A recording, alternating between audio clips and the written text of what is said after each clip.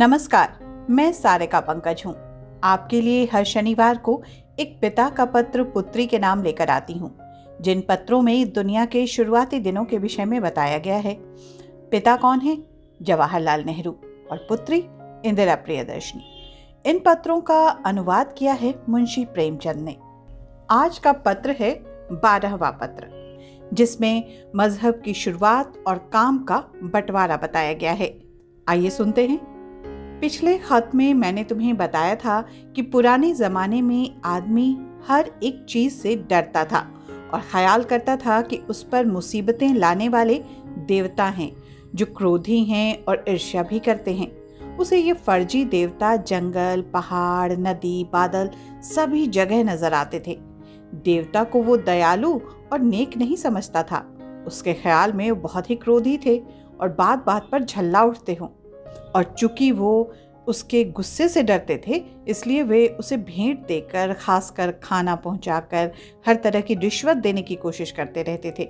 जब कोई बड़ी आफत आ जाती थी, जैसे भूचाल या बाढ़ या फिर महामारी जिसमें बहुत से लोग मर जाते थे, तो वो लोग डर जाते थे और सोचते थे कि देवता नाराज हैं। उन्हें खुश करने के लिए वे मर्दों औरतों का बलिदान करते थे, यहाँ तक कि अपने ही बच्चों को मारकर देवताओं को चढ़ा देते थे। ये बड़ी भयानक बात मालूम होती है, लेकिन डरा हुआ आदमी जो कुछ कर बैठे वो थोड़ा है। इसी तरह मजहब शुरू हुआ होगा, इसलिए मजहब पहले डर के रूप में आया, और जो बात डर से की जाए बुरी है। इसी तरह मजहब शुरू हुआ होगा, इसलिए मजहब पहले डर के रूप में आया, और जो बात डर से शुरू की जाए वो बुरी होती है। तुम्हें तो मालूम है कि मजहब हमें बहुत सी अच्छी अच्छी बातें सिखाता है। जब तुम बड़ी हो जाओगी तो तुम दुनिया के मजहबों का हाल पढ़ोगी और तुम्हें मालूम होगा कि मजहब के नाम पर क्या क्या अच्छी और बुरी बातें की गई हैं।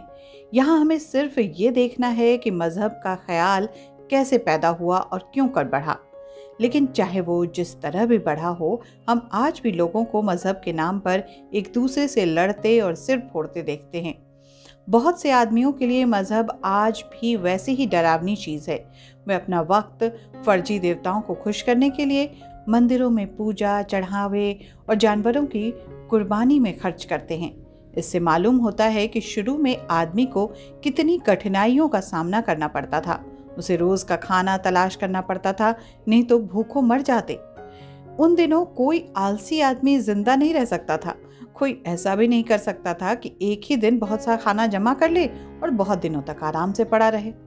जब जातियां यानी कि फिरकें बन गई तो आदमी को कुछ सुविधा हो गई। एक जाति के सब आदमी मिलकर उससे ज्यादा खाना जमा कर लेते थे, जितना कि वे अलग अलग कर सकते थे।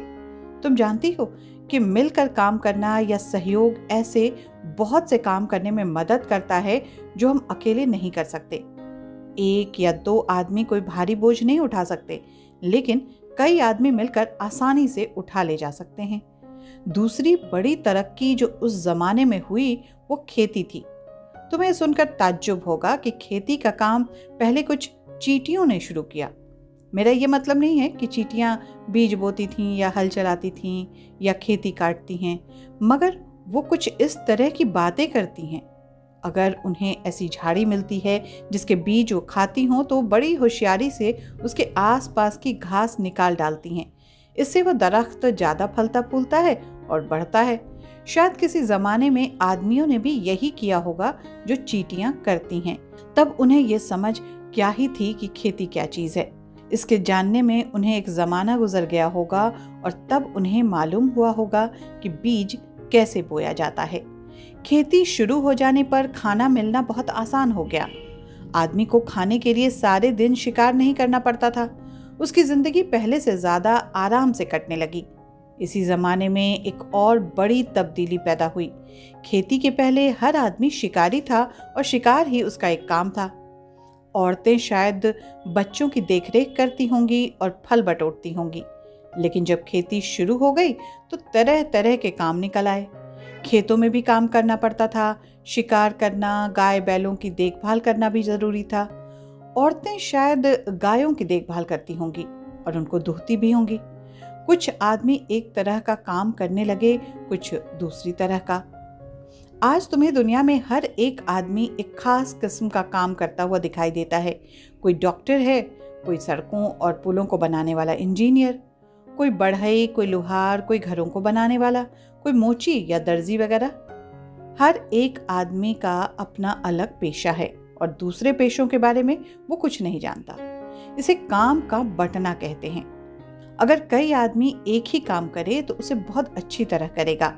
बहुत से काम वो इतनी अच्छी तरह पूरे नहीं कर सकता।